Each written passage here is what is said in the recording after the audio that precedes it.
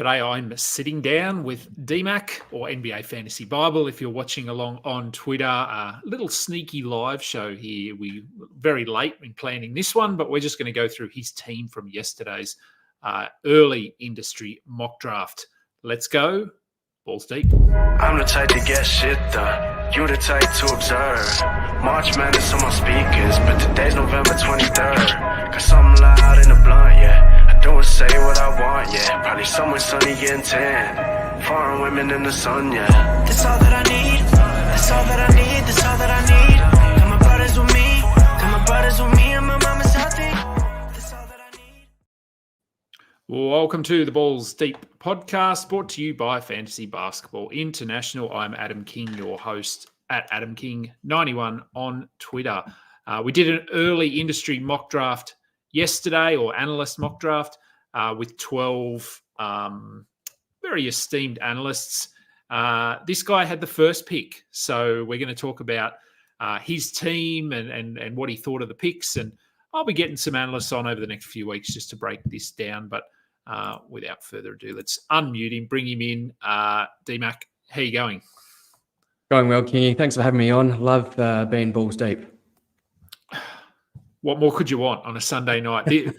Really, the diehards only watching now because it's late. Well, it's a little bit earlier for you, but over here on the East Coast, 10 past 9 at night, and in the US, 10 past 7 in the morning on the East Coast.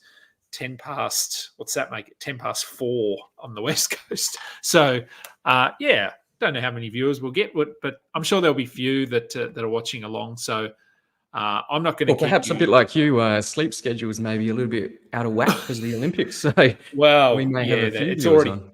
It's day 2 and it's already taking its toll on me. I've been up since about 4 o'clock this morning. So it's, after this, I'll be deciding whether to push on through and watch some stuff tonight. The basketball just finished, actually, and South Sudan beat Puerto Rico. Well, I'm assuming they did. They were up by 9 with about a minute to go. So I'm assuming they won. The Boomers had a good win last night, but depending where you are. Looked pretty good, but probably the easiest of the 3 matchups that they've got. They've got Canada and Greece in their next 2, so both are going to be harder. Are you a big Olympics person? Do you watch a lot of it, or you're not like not a great that? deal. I'm a bit Not a sad. great deal. I used to as a kid, obsessed, and Yep. probably took a few days off school as well to watch it. But I did watch the Boomers last night. Very impressive. And a couple of guys for the Boomers will have new roles for their NBA teams this coming season. So that'll be very interesting to watch. They will. And speaking of next season, let's get into the draft. So I said, you had the number 1 pick.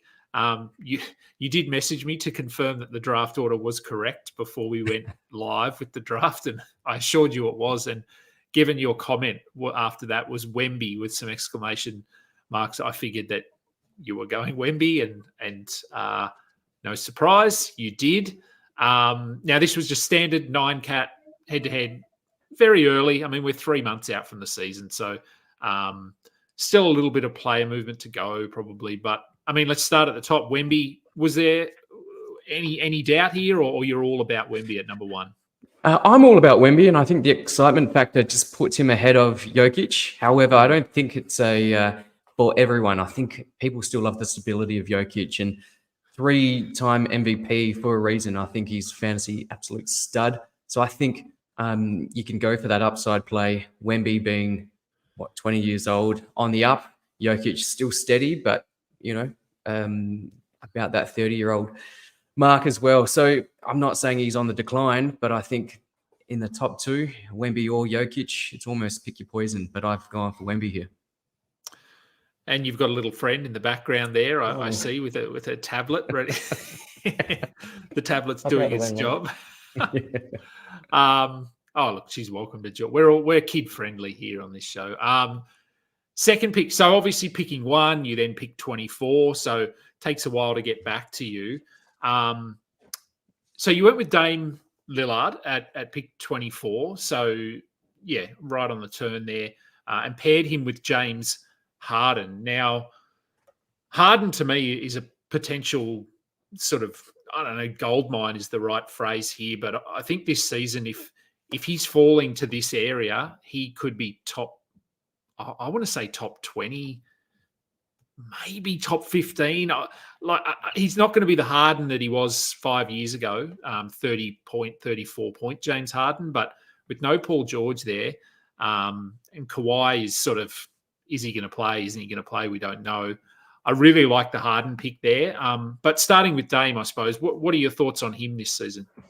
Yeah, a lot of people thought that he had a disappointing season. And for his standards at Portland, yes, it was disappointing. But you look at those numbers, there is room for,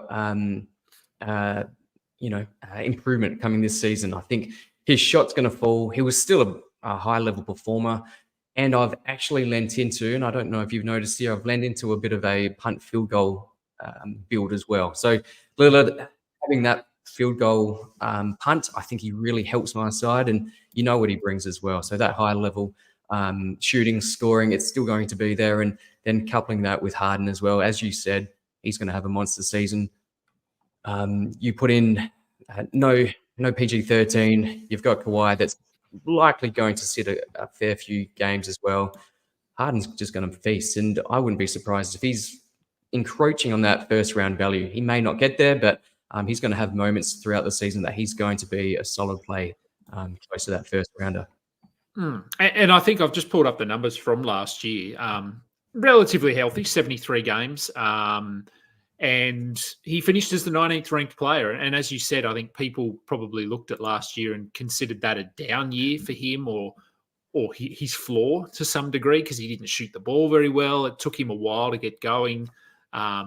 So now having 12 months under his belt, playing alongside Giannis, getting used to that, and you've drafted him lower than where he finished last year. So I think relatively safe.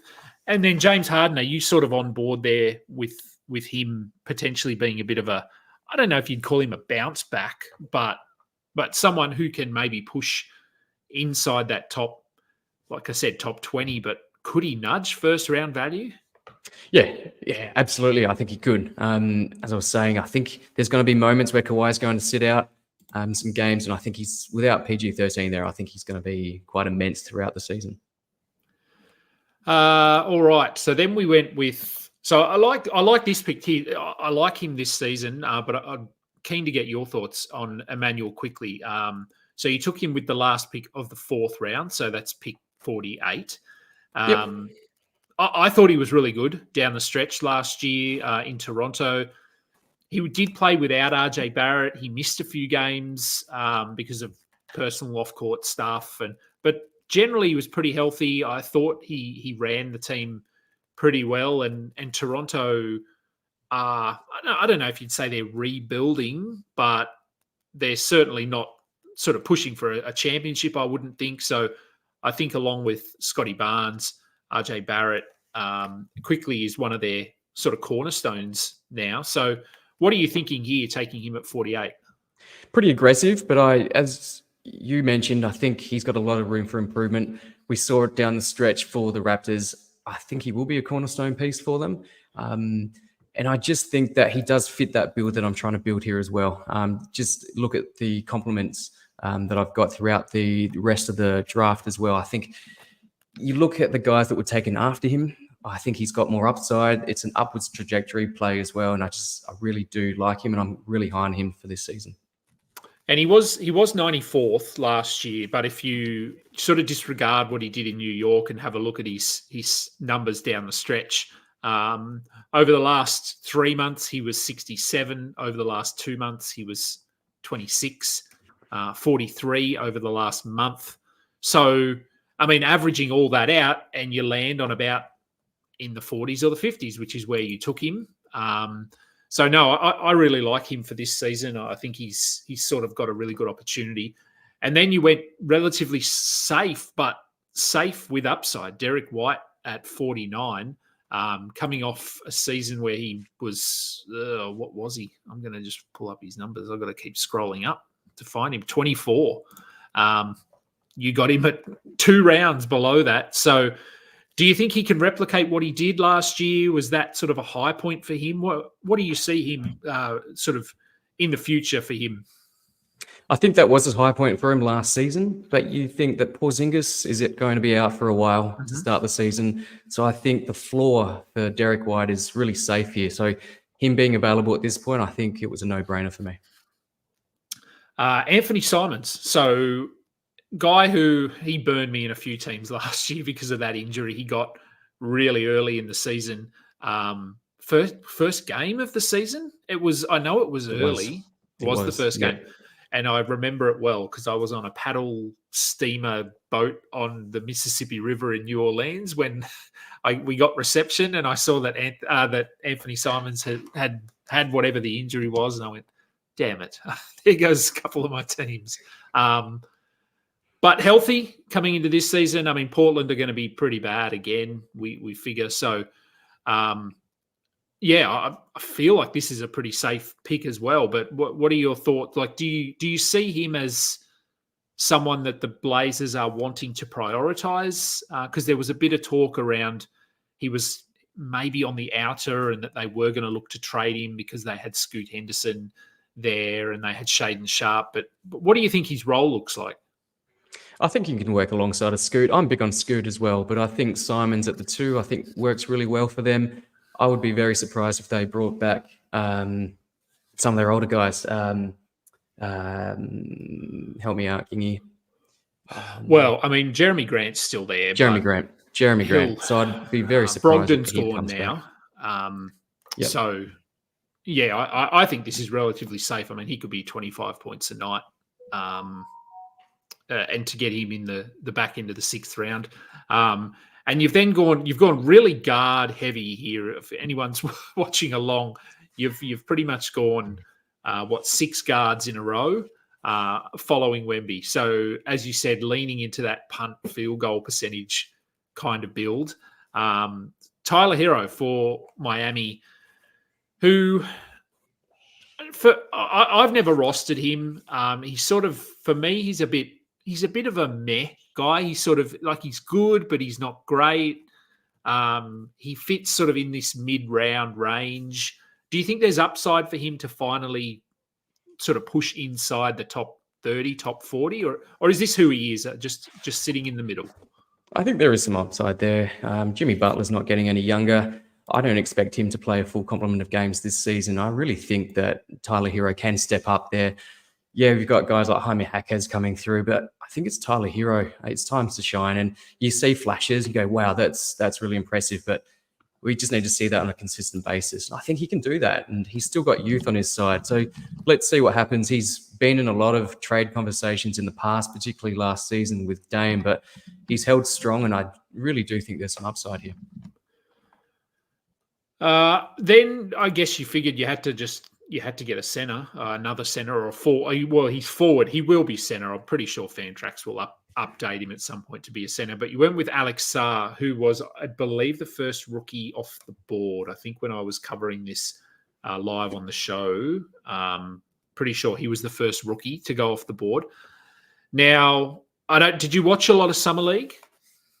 I watched a little bit of Summer League, and I did watch Sarr play, and some would say that he had a disappointing Summer League, but I saw enough there to say to me that his fantasy floor is going to be enough for me to draft him in this area, and I'm pretty confident of taking him here. There's still some upside on his offensive play and his shooting, but you saw the blocks, you saw the coverage, and I think I've seen enough to pick him in this round, in this range right here. Yeah, and he was a bit disappointing. But really, I mean, I thought defensively he looked good. He was getting rebounds. It was just he was shooting too many threes, and I'm hoping that. I mean, that it sounds like they're going to play him alongside Jonas Valanciunas, which you would assume means they want to use him as a floor spacer. Which I hope they don't do it 100%. I hope that's not just they throw him out on the perimeter, because he has got an internal game. You would have seen a bit of him. He actually played for Perth, which is where you are in the NBL last season. So, and we saw when he was playing here that he can play on the inside and score around the basket. Really good defensively. So, yeah, look, I mean, we're down in what, the 8th round, end of the 8th round. So pick 90-ish, 85. I don't know what it is. But, I think, as you said, a bit disappointing in Summer League, but the floor is there, I think, as it is with any of these guys that could average 1.5, 1.6 blocks. The hope would just be that he can get his efficiency up. But on your team, that doesn't matter because you're punting field goal percentage anyway. I'm punting field goal percentage. But I still think that the upside there is with the shot. And we saw it in the NBL. We saw it was last season, and the Wildcats played the G League Ignite, and he just looked tremendous. And I know different kettle of fish here in terms of the competition, but boy, if he can get anywhere near that, I think he's going to be an absolute stud in years to come. And I think this is a really safe pick for me. Michael Porter. Speaking of safe picks, safe but boring. But very safe, very boring. Yeah. But he is who he is now. 18 points. He's a decent rebounder. He can sort of fumble his way into close to a steal a game. So yeah, really safe. I don't think we really need to break down this pick too much. I think it's a good one. I think the only risk is previous concerns around his health, but I think he's overcome that. He looks to be in really good, top-notch health right now. There's your friend's back. Grayson Allen. Look, I think again relatively safe, but does the obviously we did this yesterday, and then this morning when I got up, it was announced that Tyus Jones has signed with Phoenix. Do you think they start Tyus Jones and move Grayson Allen to the bench? By all accounts, that's what they're going to do. I'm not convinced. We'll see what happens. And yeah, this draft was done before that trade, which in hindsight, I probably wouldn't have made. I do think that impacts Grayson Allen's fantasy floor, but he did have a spectacular season last year. And I would think he was a top 60 player. I don't have the numbers in front of me, but in 9-cat, I think he was extremely impressive. He was, where are we? Yeah, I mean, if we're looking at, I don't want total games, I want per game. Where are we? Grayson Allen, 58th in 9-cat. So there we go, almost on the dot, top 60. Yeah, so he'll be, I think he probably does take a hit. Do you think with the news of the Tyus Jones signing, do you think Grayson Allen is still a rosterable guy? Would you be comfortable taking him in sort of the 11th or 12th round maybe? Yeah, I would be. I think there's enough there for him to be a fantasy viable player. But yeah, as I said, Tyus Jones joining that team does hit Allen's value there. So coming back round, you were on the turn. So starting the 11th round, you went with Bilal Coulibaly. So a rookie last year. I thought he showed some really good promise on the defensive end, basically everything but scoring. Scoring looks pretty raw at the moment, but Washington, it would make sense that they start him this year to see what he looks like. I think they will. What's his sort of upside? Like he's one of those guys, I think, who's so raw that he's hard to figure out exactly what his role is going to be in 5 years' time. He's in a really good spot now because he's playing for a team that can afford to just roll him out there and it doesn't matter. But like, what's his upside? Do you see him with top 100 upside or top 80 upside, or is he going to sort of linger in this 100 to 120, 130 range? I think he's got top 80 dynasty value, and I think I'm in a couple of dynasty leagues right now, and he is highly valued. I think he does have that defensive nous, but I think he does have the upside with the shooting. We saw that at the end of last season. Come on, out of the way. End of last season, he was developing his three-point shot. He was looking really good. He was provided more freedom and minutes down the stretch. And I think that's going to continue this season. I know they've still got Kyle Kuzma on the team, but Denny Abdia no longer on the team. I think that frees up some more time on the wing for him.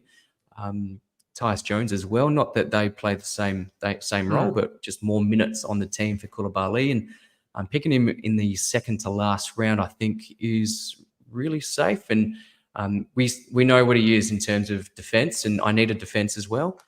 Yeah, with some upside here. Yeah, and I think his minutes will be there. Like I said, it doesn't matter if they're winning or anything. He should get 30 minutes plus, I would say. And last this isn't a dynasty. Oh, sorry, Kingy. This is not a dynasty league. But at 19, pretty sure he's 19 still. yeah, so much room for improvement. But like you said, it's hard to predict how high he goes. But I could see top 80 down probably next few years. And then, I mean, you closed out the draft with the final pick, and you went with Amen Thompson, the Houston Thompson. Look, he was pretty good last year, I thought. He missed a little bit of time early with an ankle injury. He only played, from memory, one game in Summer League as well. So his pre-season, early season was pretty disrupted. So it did take him a while to get going. But down the stretch, he was good. Alper and Şengün was obviously out, so he played a little bit more. But he finished the season with a triple-double. And he's much like his brother in that he's a very good rebounder from the wing position, very good defensively, needs to work on his shot. So that's, I guess, he's another sort of one of these rookies who's a bit raw offensively. But the concern, I suppose, with Houston is that he's competing with guys that were already there, like Dylan Brooks and Tari Eason and Cam Whitmore, and they drafted Reed Shepherd. What are the minutes here? Like, what are your thoughts on? I don't think he starts, but do you think he can get to 20 minutes a night on night one? I think he gets to 20 comfortably. I think we saw what he was able to provide that team. He's a bit of a facilitator as well. So we saw that when Freddie VanVleet was out as well, he could take it upon himself to facilitate. So he's not just a one-trick pony, but yeah, his shot does need a lot of work. Last round pick, I could only see upside here. Again, we know that down the track, dynasty value as well. Again, harping on dynasty, but I think he can be a top 50 guy in a few years to come. So I'm hoping that it'll come this season. I highly doubt it, just because of the plethora of young talent that they've got on this Houston Rockets team. And it's actually quite ridiculous how much talent they have right now. It is, yeah, it is. And look, he was 140th last year in 22 minutes a night. I don't know. Let's consider that his floor. If he's going to get to 22 minutes, it would make sense that his offense at least improves a little bit, and he's maybe hitting, because he was at 0.1 3-pointers, so he barely shot them. If he can get up to 0.5, 0.7, like at least sort of have a bit more of a go from the perimeter, then yeah, I think he could push inside that top 120, and then, as you said, upside, plenty of upside. So who knows, maybe a couple of these guys get injured and he steps into a larger role. So that's your team. That's my team. Full of upside, a few risky plays, but I think you could see where I was going there. Guard heavy, and then a lot of upside to finish out the draft. Yep. And so I think just a couple of guys I sort of wanted to touch on, and I'm not going to keep you too long, but the player that went off the board before you took Amen Thompson, Dyson Daniels, we spoke about the Boomers. I thought he looked really good in our first game, and has looked good in the warm-up games as well. Heading to Atlanta, do you think he starts? And if so, or if not, what do you think his fantasy outlook is for this season? I really like him. And I'm not just saying that because he's a Boomer, he's an Australian guy, but if he can work alongside of Trae Young, and they complement each other probably better than what DeJounte and Trae did, I think it's going to be fantasy goldmine. I could see him easily being a top 100 guy. Whether or not they start him, Bogdanovic, someone else remains to be seen, but I can see him starting night one alongside of Trae. I really hope he does, and I think Bogdanovic is much better coming off the bench, because, as you said, I think Daniels really complements Trae Young in terms of they're almost opposite. Whereas Bogdanovic, he's really just a scorer. He's not too bad of a facilitator, but you bring him off the bench to bolster your scoring with that second unit, whereas Dyson Daniels can sort of protect Trae a little bit. And we've seen in these warm-up games, and even last night, he's hitting threes. Like, he's shooting them. They're looking good. He's more of a corner three kind of guy, but that's fine. So, no, I really like him. And then I just guess sticking with the Boomers theme, Josh Giddey has looked really good as well. I think Chicago would have to love what they're seeing from him to this point. What were your thoughts on that move, on the move over to Chicago? And then is this the season where he sort of realizes that potential that we saw earlier in his career? I think so. It's a great move for his fantasy value for Chicago Bulls and for himself. Does it work with Vooch? We'll see, because I know Landau's quite a different player to Vucevic, and perhaps they even go with Jalen Smith later on, or if they can get a trade, it may even work out. But I think Giddey, even with Vooch there playing that pick and roll, the facilitator with some nice shooting guards, you've still got Levine on the team, yes, so they may eat into each other's value. But I think Giddey still stands out as the facilitator on that team. I really like him. Really wouldn't surprise me if he ended up being a top 60, top 70 type of player this season. So he went in the sixth round, middle of the sixth round in this draft. So what's that pick? Like 60, 65, something like that. Yep. So is that sort of where you'd be comfortable taking him? If you were, say he'd been available there where you took, which way are we going? 6-5, where you took Anthony Simons. So back into the sixth round. If Giddey had been there, would you be comfortable taking him there? I would take Giddey over Simons, absolutely. Yeah, and I'm comfortable there. You may be losing or not getting a whole heap of value at that point, but I think his floor again is really safe, and he does have some shooting upside. We've seen in the Olympics, in the warm-up games, he's been able to hit his threes. He's more of a threat from outside, and I think he'll get some confidence as well with the Bulls. And yeah, nice pick there. Just going back to Dyson Daniels, something interesting. We saw it at moments with the Pelicans, but the first point of defense, just the lead guy, and it's really impressive to watch. And we saw it again for the Boomers last night, just really aggressive, looking at their best defensive player, and he's taking them on. And it's great to see. So I can see that working really well for the Atlanta Hawks. Yeah, I hope it does. I hope it does for him too. And last guy, not an Aussie, but a guy that is sort of a trending topic, I suppose, in fantasy, and that's Jalen Johnson, also for Atlanta. So he went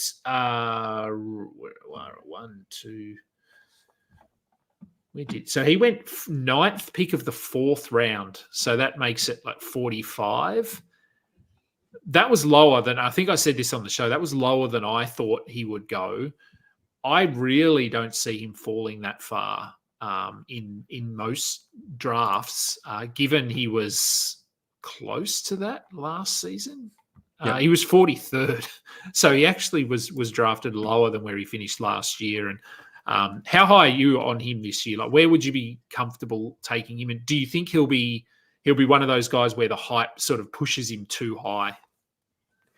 I think it may push him quite high, but I would still be comfortable taking him in the 3rd. If it was the back end of the 3rd, very comfortable. So this was quite late. You think DeJounte Murray's not there, so there's going to be extra usage for Jalen Johnson. And there were some games last season where we saw that he was able to not just shoot a shot, take rebounds, but also facilitate. And I'm pretty sure he was able to get a triple-double as well, as one of my daughters walks past once again. Look, I think he was. I'm high. I mean, most of us are high on him, but if that all of that preseason hype pushes his ADP into the mid-20s, you're probably shaving off all of the value. I think you would want to be getting him, as you said, in the 3rd. So to anywhere after pick 30, I think I'd be okay with taking him. I'm with you. And if he falls to the 4th round, then it's a no-brainer, really. So, no, I think he's in for a really good season. That'll do that was nice, quick half an hour. I've got to let you go and look after those kids. What have you got coming up? Your show, as with a few people, taking a bit of a hiatus during the summer league and the off season. But where can, I guess, people find you, and what are the plans for your show moving forward? Yep, Between Two Hoops with Kayla. We'll restart that very shortly. The hiatus has actually been really nice and quite refreshing, but very keen to get stuck into it. I did send out a tweet the other day. So looking to expand upon that. We'll be doing our weekly show, but also looking to expand that into some daily shows as well. So a lot on the billing. So watch this space. But yeah, very exciting. And I'll be doing a lot more with you, Kingy, and a few other newer analysts have also hit me up as well. So really exciting to see what else we can bring to the table. Yeah, no, it should be a good season, and yeah, I mean the off season's getting shorter, so content really doesn't stop that much. Probably a bit of a dead period now. Hence why I'm doing the analysts and stupidly early mock drafts, because it gives people something to talk about. So no, thanks for jumping on and stepping away from the kids. I need to go and check on mine as well. That will do for tonight's show, this morning's show, wherever you are. Remember to like and subscribe. Give this one a thumbs up. Head over to our Discord server. We have a lot of draft only leagues going still. Hit up B-Dub if you're not sure. He's got all the information there, but he'll just continue to open them. I think as the want and the need is there from people to join leagues, he'll keep opening them. So yeah, head over to Discord. All the information is there. Thanks for joining us today. Until next time, catch up. Guys. You just listened to another episode from the Fantasy Basketball International Podcast Network. Thanks for joining us. And for more information about joining our community, please check out our website at fbibasketball.com.